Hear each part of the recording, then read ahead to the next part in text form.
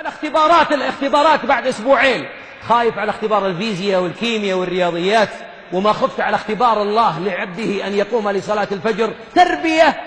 اسمح لي، أنا أب وعندي أبناء تخرجوا من الجامعة وعندي عيال توهم في أولى ابتدائي، يعني أب أتكلم بالأبوة. والله إنها تربية فاشلة وسعادة ضائعة يوم نربي أبنائنا عشان ينجح في الرياضيات ويرسب في التوحيد.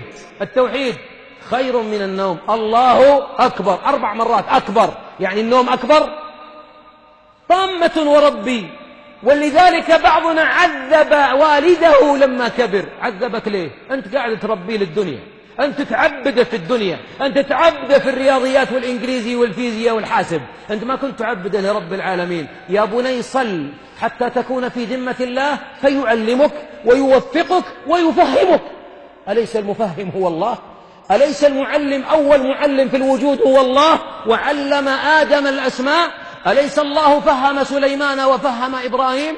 طيب من اللي فهم أبنائنا؟ ذكاء. بعض الأبناء حفظ لما قبل التخرج ضرب عنده الميموري هنا وصار يهذي بما لا يدري وانتهى.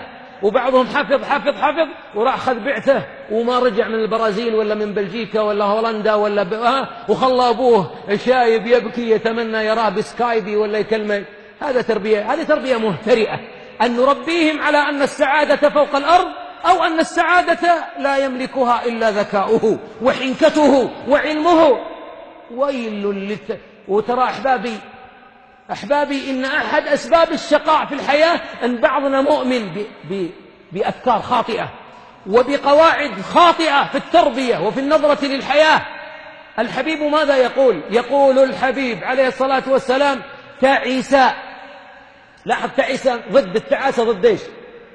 ضد السعادة. قال: تعس عبد الدينار. تعس يعني اللي اجمع يا بابا اجمع، وهو يجمع وبيشتري شقة وحادث عند التقاطع مات.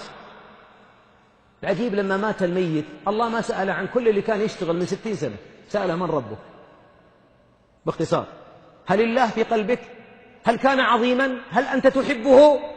ترى بعضنا ما يربي نفسه ولا ذريته على حب الله. يحب الريال، يحب الجاكيت، يحب الكرافتة، يحب الثوب، يفصل مدري وش. قال: تعس عبد الخميصة، تعس عبد الخميلة، تعس وانتكس ولا شيك، وإذا شيك فلا انتقش. عاجز، شقي،